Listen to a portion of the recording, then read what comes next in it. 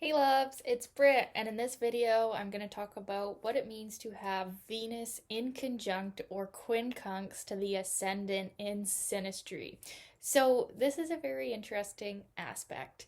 Um, there can be a lot of attraction on both parts, but it's attraction based upon the feeling that we are different and we have very different approaches in life.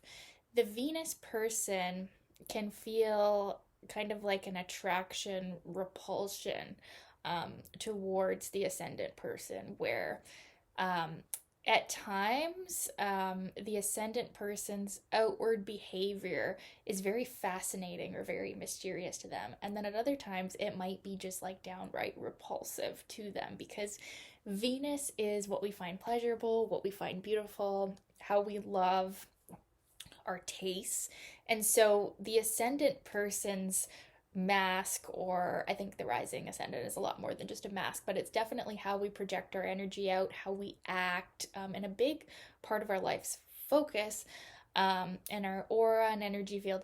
So at times when the ascendant person is just being themselves, the Venus person can definitely get the ick and feel like, even in some cases, this is like worst case scenario, they could feel that the ascendant person is like a bit ugly. Okay. And that's, based on their own personal preferences and tastes. Now, that's only going to happen some of the times because there is also this weird fascination, and inconjuncts or quincunxes to Venus can go either way. Sometimes they can still feel quite pleasurable to the Venus person, depending on the qualities of their natal Venus and what they do like. It can still feel okay, and maybe you have other good aspects going on in the synastry that are going to mitigate this and lighten this, and you could have your Venus falling into someone's eighth house and have this in conjunction or quincunx to their ascendant. And in that case, there's usually going to be a pretty high degree of physical attraction when we have Venus in the eighth house in synastry. But you could also have this in conjunction coming from the sixth house. So in conjunctions or quincunxes are kind of sixth house or eighth house energies, okay? So not everybody likes that sort of energy. You could also, depending on different house systems that you're using, have it in a different house, but generally it's in that range, right? So it's more of a serious kind of connection for the ascendant and Venus person. It's not like when we have Venus conjunct to the ascendant, which you can watch my video on Venus in the first house in Synastry. It's going to be pretty much the same as that. Um, it's not so natural, it's not so open, it's not like that. It's not like any of the other aspects. It's not like anything. It's just very weird. So I'm not surprised that you guys requested this video because like we got to talk about this. It's weird, right? In conjuncts, it's awkward, it's weird. So it definitely makes both people kind of question the other and think, what are their intentions with me? Um, the Venus person can have a lot of projections on the ascendant person. They can actually, like I said, where they could kind of judge them and perceive them as like not their type or ugly or something. Like they can even kind of feel a little bit of like mistrust towards the ascendant person at times. What are they up to? And then the ascendant person can feel like um a lot of warmth and loving feminine energy from Venus, but it's like they don't quite know what to do with it. It's like the way that the Venus person expresses their love to them is like so awkward and counter to like how they act, that it can kind of like give them butterflies and make them feel awkward, which is like different than the kind of flirtation we're going to be seeing when we have Venus conjunct the ascendant, which would be like very natural and we both like act the same and it's like it happens quickly.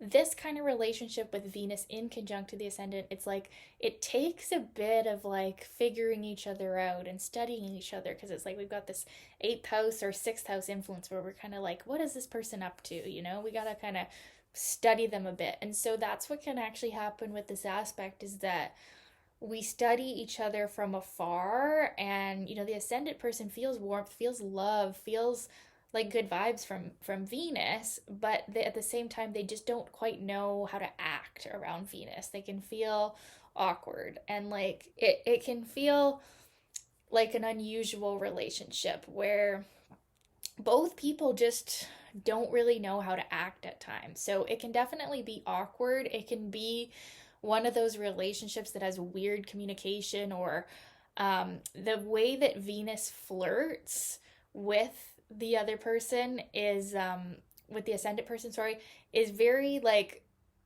off for the ascendant person. They just don't quite know how to react. And not that they won't ever react, because they can like Venus a lot. It's just like, oh, what do I do with this? Right? Like, so yeah, it's a really interesting one.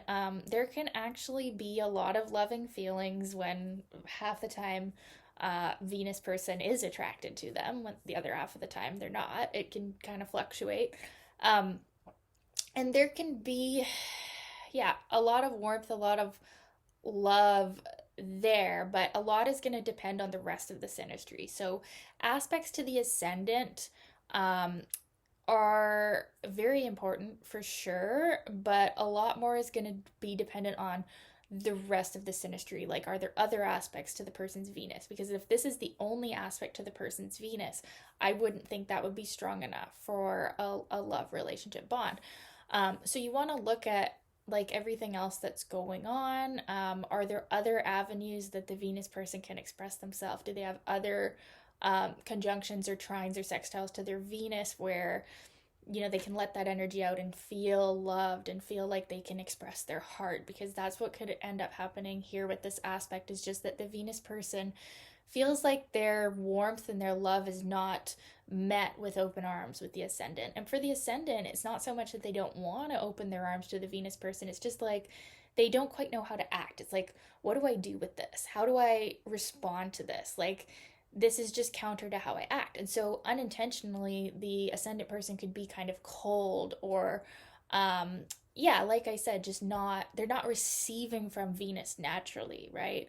So this aspect will just take communication, and knowing that you're different in this aspect. Like the inconjunct aspect, we just don't even see each other. We just like, who is this mysterious alien person? We just don't get it. So it just requires communication.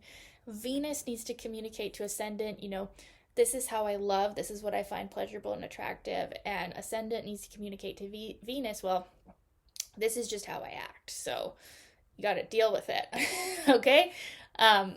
So yeah, it's not like a deal breaker or anything like that. It's just a subtle undercurrent of awkwardness and loving feelings with nowhere to go. That's kind of how I would describe it. But if there's other good aspects, this will just be a minor aspect. But if there's not a lot of other aspects, then this might just make you feel like you don't have enough in common and you are too different. So you have to look at the whole synastry and everything.